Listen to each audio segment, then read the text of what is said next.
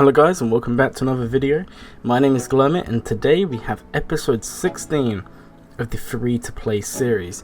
Now this week we've made a little bit of progress, not as much as I would have liked. I was very busy in real life. However, we did make some progress. So what we've done this week is we've continued our Kyle farm. We've made some progress on Stormtrooper, we've made some progress on other characters, and just general play here. Now what are we trying to work on this week? Well, firstly, I want to tell you guys about some changes to the farming plan.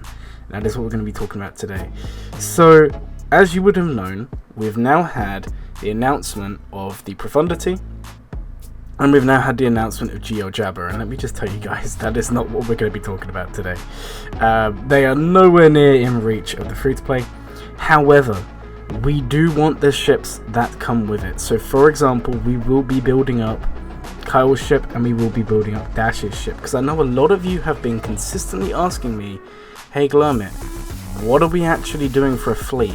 And I've kind of been here and there and everywhere saying I want this and that and this and that, and I've finally decided I think we're going to go down the route of a rebel fleet. That's predominantly because of Kyle. His ship looks extremely good. I've used it on my main, and you know what, it seems to hold its weight at 4 stars, so I think that's what we're going to be going for. Also, we are making good progress on Wumpa. We're now only 100 shards away from unlock. I cannot wait. I'm hoping to have that very soon. So yes, I want to talk about fleets, and I think what we're going to do is Malevolence is going to be our first get to ship, but we're not earning get to yet, so we're not going to worry about that just yet. And then the Rebel fleet will be our first official fleet. Now that does not change the plan in the sense that we need dark side ships. We've got to get them for Zetas. We have no choice here, guys. However, we will be moving towards a rebel fleet. So the ships we're going to be using will be the Kyle ship.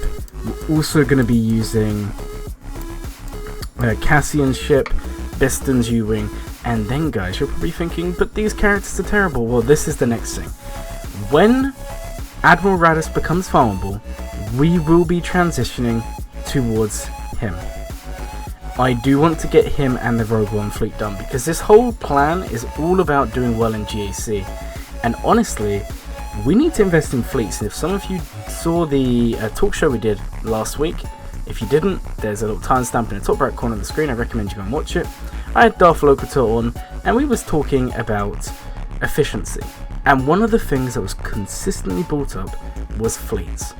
It's so important to have good fleets in this game, because that is how you win and progress your account. Now, where does that bring us here? Well, remember guys, most of the ships I just told you, Cassian's U-Wing, Biston's U-Wing, Kyle's ship, even the Rebel Y-Wing, all of these ships use Rogue One characters or characters we're already investing in Kyle. For the sake of the Rebel Y-Wing, unfortunately that's just a pilotless ship, but that's not a problem. So, we are most likely going to invest fully into a Rogue One team and take them up. It's another older team, which is easy to gear, and they work very well. They take out any Empire team we'll see. They also work well on defense. So that is a team we're going to be investing in, and we are going to go down the path of a Rebel fleet. So the fleets we're going to be looking to have by the time we hit level 85 is a Rebel fleet, and possibly working towards a Separatist fleet, but the Geos can go Tarkin in the meantime. But we're going to be really pushing for that Rebel fleet. Now, where do you farm them is the question you're probably asking me. You're probably saying, Glurmit, well, you're saying go for a Rebel fleet, but I don't know how to get them. Well, Kyle's ship, we do not know yet. So, unfortunately, I cannot tell you. Now, Biston's U-Wing is a fleet store, and Cassian's U-Wing is a cantina store. So, what we'll do in terms of cantina stores is we're going to finish off Stormtrooper, then we're going to move to Hoth Rebel Scout, and then we're going to move to PAL, and then when they're done, we'll move to Cassian. Remember, Cassian is the sub in the lineup, so we don't necessarily need him right now. We will also be going for Biggs, guys, and Biggs will be going to Relic and possibly a higher Relic. Now, if you guys remember, one of the first things I said with this account is we're probably going to go down the Executive route, and I'm still thinking that's what we're going to do. However, doing these Rebels now does give us the option to branch into JML if that's something we decide we want to do.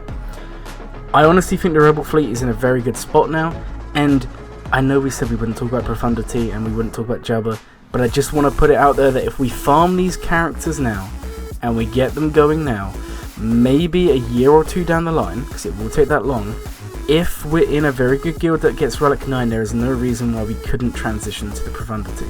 We also don't know yet whether Relic 9 is going to be reduced or anything like that, but that's not really the aim of the free-to-play. However, I just wanted to touch on it because obviously we will be farming Admiral Radis. He's such a good character. Now, other characters we will be farming. Guys, there's so many of the new characters. So we're going for Iden, as you know. We're going to be farming Admiral Radis and the Rogue One team, which will also help with TB, which is perfectly fine. We are also going to be working on a 50 RT team. However, that one is going to backburn, and we're not going to be doing that for a while. That's probably going to come down the line of when we make it to 2 or 3 million GP, because I do need to worry about conquest on this account. Ideally, I want to set myself the goal of about a year to a year and a half to make it to 4 million GP and be beating hard mode conquest. That's a very big ask, but that is something we're going to work towards.